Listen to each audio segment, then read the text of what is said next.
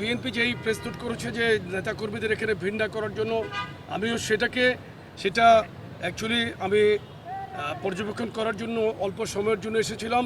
এখানে যারা ছিল যুবদল সহ অন্যান্য অঙ্গ সংগঠন তাদেরকে আমি রিকোয়েস্ট করেছি এখান থেকে দ্রুত সরে যাওয়ার জন্য, এবং সেই লক্ষ্যে আমি তাদেরকে বলে আমি নিজেই এখন চলে যাচ্ছি এখান থেকে, কারণ যাতে কোনো ভিড় না হয়। দেশনেত্রী বেগম খালেদা জিয়া, আমি দোয়া করছি মহান আল্লাহ তাকে অতি দ্রুত সুস্থ করে দেবেন, জনগণের মাঝে ওনাকে আবার সেই আপসের নেত্রীর আবার আমাদের মাঝে ফিরে আসবেন। আমরা আসলে আজকে আমাদের সকলেরই মন অত্যন্ত ভারাক্রান্ত।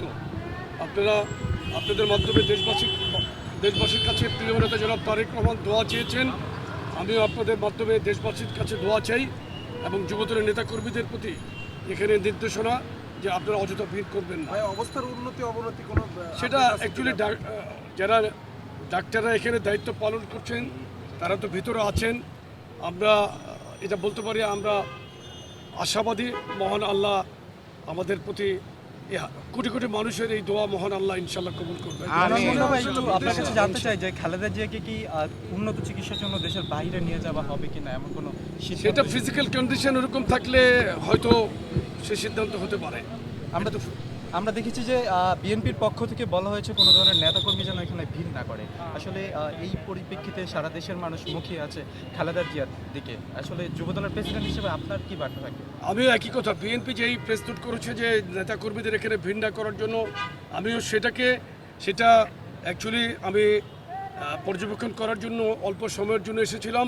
এখানে যারা ছিল যুবদল সহ অন্যান্য অঙ্গ সংগঠন তাদেরকে আমি রিকোয়েস্ট করেছি এখান থেকে দ্রুত সরে যাওয়ার জন্য, এবং সেই লক্ষ্যে আমি তাদেরকে বলে আমি নিজেই এখন চলে যাচ্ছি এখান থেকে, কারণ যাতে কোনো ভিড় না হয়। সারা বাংলাদেশের মানুষ দেশনেত্রী বেগম খালেদা জিয়াকে ভালোবাসে।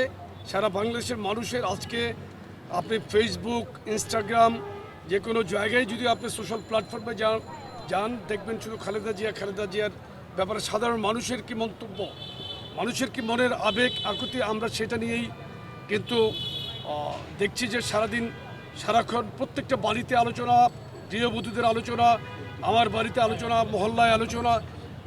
দেশনেত্রী খালেদা জিয়ার জন্য সকলেই উদ্বিগ্ন, চিন্তা করছে, দোয়া করছে।